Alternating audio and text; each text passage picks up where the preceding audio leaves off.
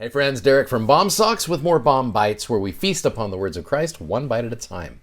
So as we get into John chapter 1 just a little bit deeper, from about verse 6 down to verse 34, we have John the Beloved testifying about John the Baptist. Now, I love John the Baptist. There's a lot of cool stuff about him. Most of it is in these initial chapters that you're going to find as we're going through the Gospels. But John really takes some time to testify of John the Baptist about how he is the prophet. He is the one who testifies about Jesus Christ. Now, one of the things that John the Beloved says about John the Baptist is down in verse number 10. Now, verse about 10, 11, 12 or so, there's some cool things here. He said, "He was in the world, and the world was made by him, and the world knew him not." This is talking about Jesus Christ, of course. "He came unto his own, and his own received him not." Verse 12, "But as many as received him, to them gave he power to become the sons of God, even to them that believe on his name." So let me back out for a second there. So this is, again, John the Beloved testifying about John the Baptist, who testifies about Jesus, right? And so if you look at in the next several chapters of John's writings, meaning John the Beloved's writings here, you get to see multiple examples of how people choose to receive Jesus Christ and then what becomes of them. For example, you go over to chapter 3. Now in chapter 3, it talks about how Jesus tells Nicodemus that men must be born again. So you've got Nicodemus, this Pharisee, who takes time to seek out Jesus Christ. And what happens when Nicodemus decides whether or not to receive Jesus Christ? You go to John chapter 4. It talks about Jesus teaching a woman of Samaria. This is the woman at the well story. And you get to see how she gets an opportunity to receive Jesus Christ and what becomes of her. You go to chapter 5.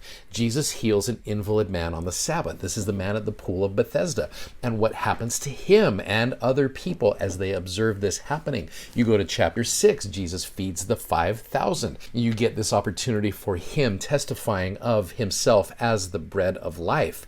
That's an interesting sermon that causes quite a bit of controversy amongst some of his followers and people who don't follow him. So again, it's this idea of receiving him. You go to chapter 7. Jesus's kinsmen don't even believe. This is his own family that struggles. Now you go down to the end of chapter 7, chapter heading, it says, "The people have various opinions concerning him."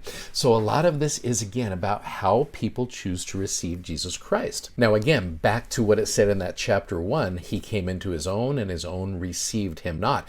But as many as received him, to them gave he power to become the sons of God." The footnote says sons and daughters of God, of course, "even to them that believe on his name." And so the principle that I see there with this is what we become of in this life is largely determined on how we choose to receive Jesus Christ.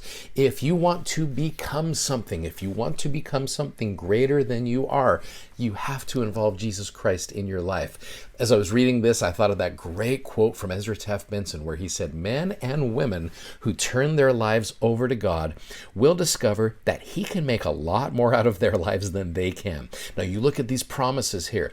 He can deepen their joys. It doesn't just say create joy, it says deepen their joy. Expand their vision. Who could not use that? Boy.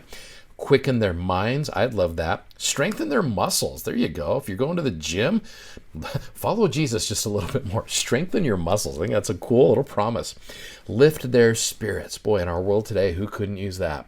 Multiply their blessings. It doesn't just say give you blessings, it says multiply them. Increase their opportunities, comfort their souls, and pour out peace. And so I look at that, again, I think that quote goes so nicely with this. It's like, look, all of those who receive Jesus Christ, he will give them power to become who he wants them to become.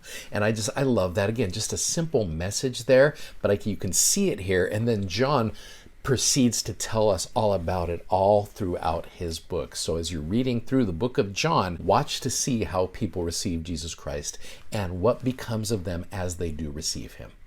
Thanks for watching. Thanks for subscribing. Thanks as always for sharing. Thank you so much for doing that. Please check out our amazingly comfortable gospel themed socks at bombsocks.com. And you guys have a great day and we'll see you tomorrow. Godspeed. Bye-bye.